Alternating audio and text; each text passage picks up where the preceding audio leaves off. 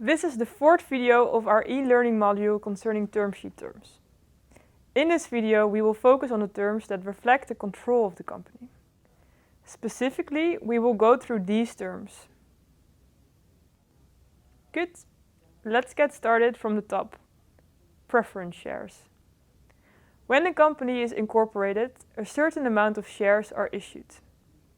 These shares are usually referred to as common shares or founder shares. When new shares are issued to an investor, then these new shares usually come with some privileges. For example, a preference on the exit proceeds. These shares are therefore called preference shares. Why? Well, this will become clear in the next topics.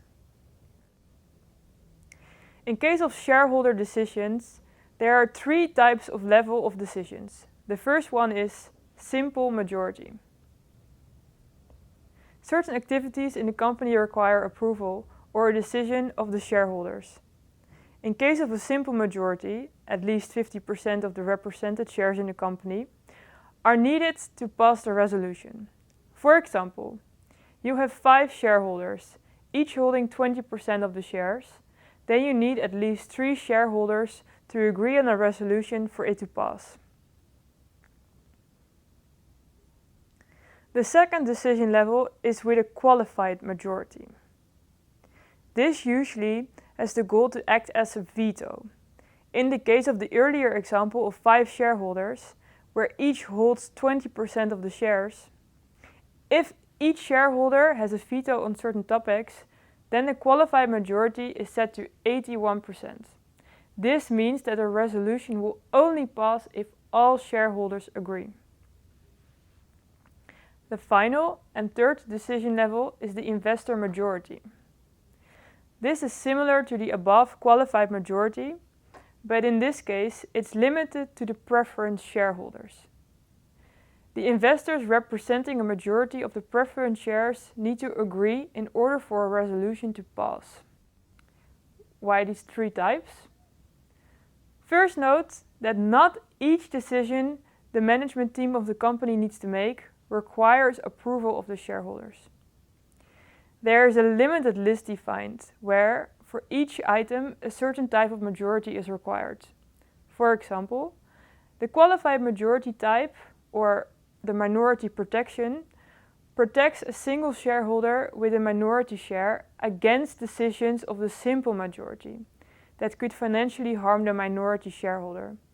For instance, excluding its right to use its first right of refusal or its right to preemptive rights.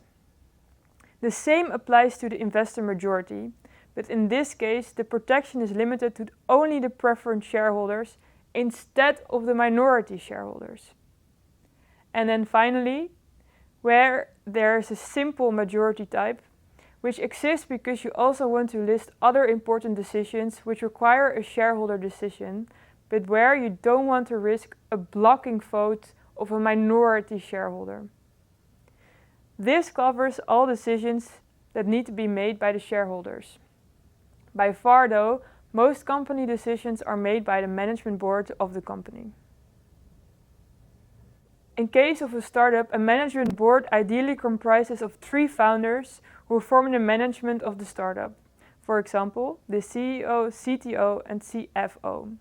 Although the management board members do not necessarily need to be founder or shareholder. Keep in mind that changes in management is usually decided on by the previous mentioned investor majority. That means that investors could demand and enforce a change in the management team, meaning the stepping down of a managing director and the introduction of new members. This sounds rather crude, but when this happens, this will be done in good consultation with the team, and usually the relevant director is already aware that this is a wise move to make. The last thing an investor wants is a bad relation with or among the founders and management. Why? The investors want to know who is responsible for what. So when they have specific questions concerning, for example, finance, they can address these, in this case, to the CFO directly. When a company becomes more mature, usually a supervisory board is added between the shareholders and the management board. In Dutch, this is usually called the Raad van Commissarissen and usually consists of at least 3 members. The supervisory board oversees the management board and general affairs of the company, providing both requested and unsolicited advice to the management board. It has legal obligations and powers. The supervisory board makes decisions in case of conflicts within the management board, oversees financial reporting, and approves management decisions as specified in the Articles of Association, or the shareholders' agreement. Often, 1 member of the supervisory board is appointed by the founders, 1 member by the investor, and 1 neutral member chosen by both the investor and the startup. It is also common that when several investors participate in an investment round, each investor appoints 1 member of the supervisory board. Most commonly, supervisory boards are formed after the Series A VC investment on request of the investors. Why? 2 main reasons. First, for certain matters that lie outside the mandate of the management board, you don't want to have a setup at shareholders' meeting, so less hassle and smaller group of persons involved. Second, it's in the name, supervisory. Shareholders usually have the right to check, for example, the financial matters, but that is only once a year for approval of the annual accounts and budget. At other times, it's only on request. A supervisory board actually has the job to keep track of the company and regularly, usually 4 times a year, check the status and, if required, give advice. And that brings us to the last topic of this video, reserved matters. Here a list is provided of certain decisions of the management board that need to be approved by either the supervisory board or, in its absence, the investor majority. Like what?